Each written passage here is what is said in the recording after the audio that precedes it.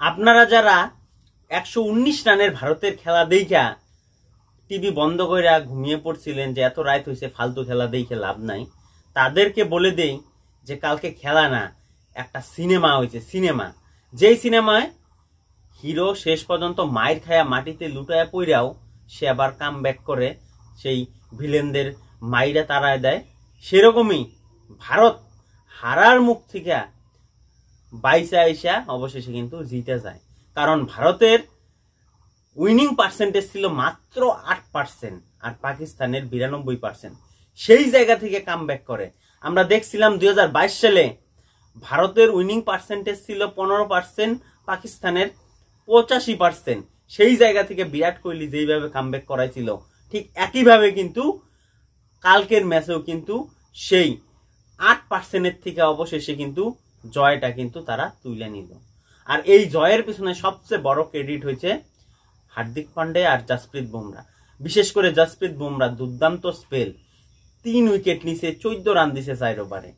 আর সেই হারার যে ধরনটা বা সিলসিলাটা শুরু করে কে? হার্দিক পান্ডিয়া।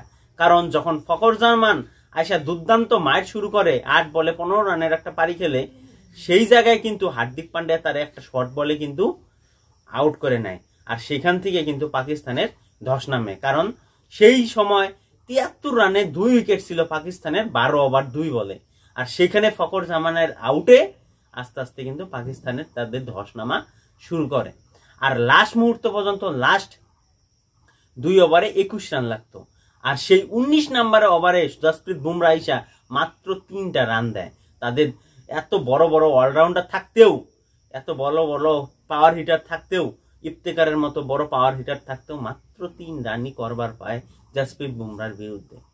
আর শেষের ওভারে লাগে 18 রান। আর সেখান থেকে 6 রানে কিন্তু ভারত ম্যাচটারে জিতে যায়। ভারতের যদি প্রথম ইনিংসের কথা কই, ভারতেরও খেলা খুব ভালো ছিল যখন 89 রানে 3 উইকেট ছিল।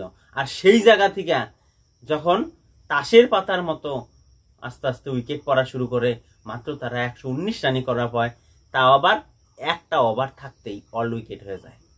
আর সেই একই রকম কিন্তু পন্থা অবলম্বন করলো পাকিস্তান। তারাও এত সুন্দর খেলাটারে তারা আস্তে আস্তে আস্তে আস্তে তারা হাইরে কিন্তু চুকায় দিল। তাহলে এখান থেকে বোঝা যায় যে নিউ ইয়র্কের পিচ যে কিরকম পিচ, সেটা একমাত্র যারা খেলতেছে সেইখানে বসে থাকা তারাই বুঝতেছে যে কখন এই পিচ কিরকম আচরণ করে কারো জানা নাই। আর কিছু কিছু দেশের কিছু কিছু মানুষের কিন্তু একটা বড় ঈদ কিন্তু বাতিল হয়ে গেল।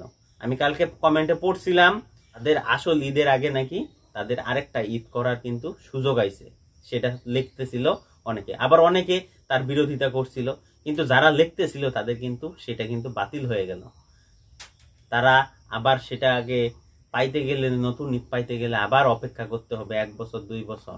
কারণ পাকিস্তানের তার অকাত নাই, তারা হয়তো সুপার 8-এ না উঠতে পারে, কারণ তারা 2টা হাইরে গেছে গা। আর এদিকে ইউএসএ 2টা জিতে গেছে, ভারতও 2টা জিতে গেছে।